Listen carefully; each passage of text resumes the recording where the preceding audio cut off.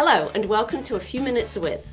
Today we're speaking to Scott Reitano, Principal of Reitano Design Group in Indianapolis. Scott is going to talk to us about distributed dining, which is dining scattered throughout a food service facility. Hi Scott, can you tell us what kind of food service facility distributed dining works in? So distributed dining, and I love this terminology in a high school setting. I was part of a group that did a presentation recently on this, and the administrator, the assistant principal in this case, said we have an internal open campus. In other words, this high school is 4 to 5 thousand students, and they have opened it up across the whole high school. So, yep, here's the main dining space, but there's other venues throughout the school. So K-12 certainly, and I'll come back to that in terms of a little depth of that particular marketplace, but also in higher ed. I mean, that's distributed dining for a higher ed facility now. Yes, dining halls all over the place, of course. But as we watch Gen Z in college and Gen Alpha, quite frankly, right behind them, I know your daughter's a freshman in high school. She's the front edge of Gen Alpha, actually. And those kids are asking to eat more often, not necessarily 3 meals a day, but maybe grazing, as they call it. Snacking is what you and I would call it. So higher ed is looking at what does distributed dining look like, and even how their meal plans look, act, and feel.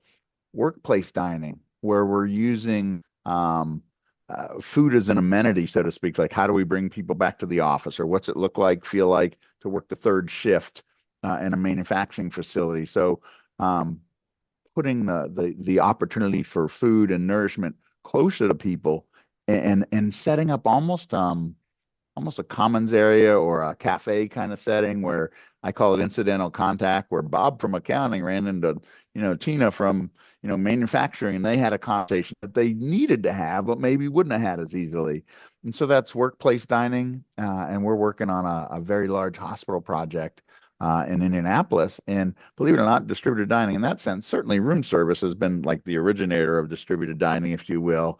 But even amongst the staff, if you're someone working on the 16th floor of this 864 bed hospital, I think it is, if you're working on the south end of the building, are you sure you're going to spend your whole lunch period, so to speak, your time getting to the designated, here's where the staff eats? And so distributed dining as a whole looks, acts, and feels different, but it's all about how do we put this amenity closer to the folks that are using it, and then how do we turn that into hospitality when it's in that setting?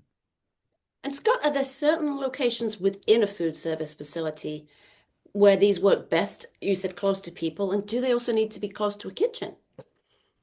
So definitely, and it's interesting. We were literally having this conversation yesterday with a client. You need a central hub, if you will, or a production kitchen, as we like to say. But what's really, again, let's go back to where we're going in trends of food. Of the two fastest growing categories are handheld and beverages. And certainly, so do I need to be close to the kitchen? Everybody's definition of close is different. We did a distributed dining model for in the Chicagoland area for a school district, where they didn't go to one central kitchen. They have three throughout the district.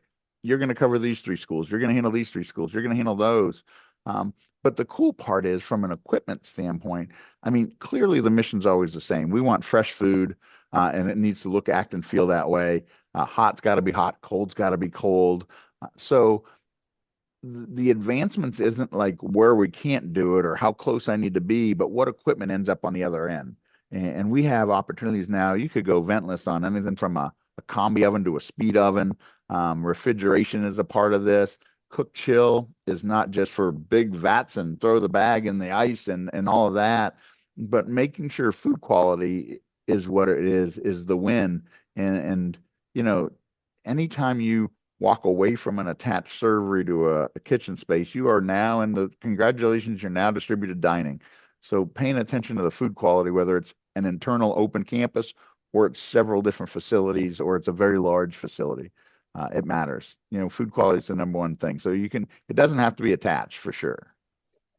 So what kind of labor do these facilities require? Can they be unmanned? Do they need a stocker, a cashier, a cook?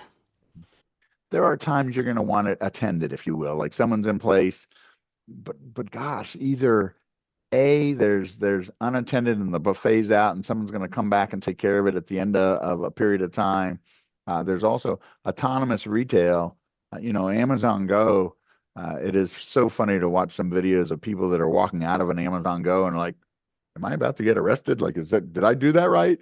But autonomous retail is on the rise, and even down to some of our, and I love the innovation that I'm seeing out of even some of our air curtain merchandiser friends that, man, if you pick that product off and go, no, I don't really want that, and put it back on the wrong shelf, oh, that's a red light flashing at you. So that's real mobile order pickup. Like even if it's an extended manufacturing facility, if they could order ahead on their app on an app and just go to a food locker and pick it up, that counts. That's distributed dining for sure.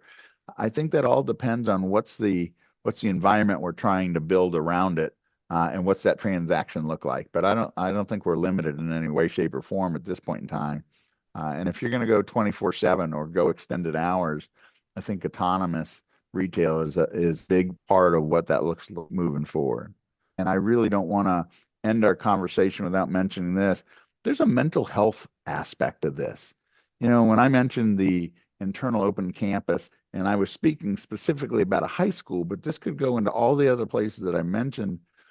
Not everybody wants to eat in a big crowd, or maybe they want to, I call it dining on the shelf. They just want to sit and decompress. Their phone might come out, or maybe it doesn't come out, and they're just relaxing. So those different opportunities, I think distributed dining at the heart of it is, how do we make this something that, depending on where you are mental health wise that day, where you are workload that day, that you have opportunities and options for hospitality and nutrition, all wrapped into one. So that would be my take on it. I can definitely tell you that absolutely it's not going away, and it is catching steam in different ways, shapes, and form for sure.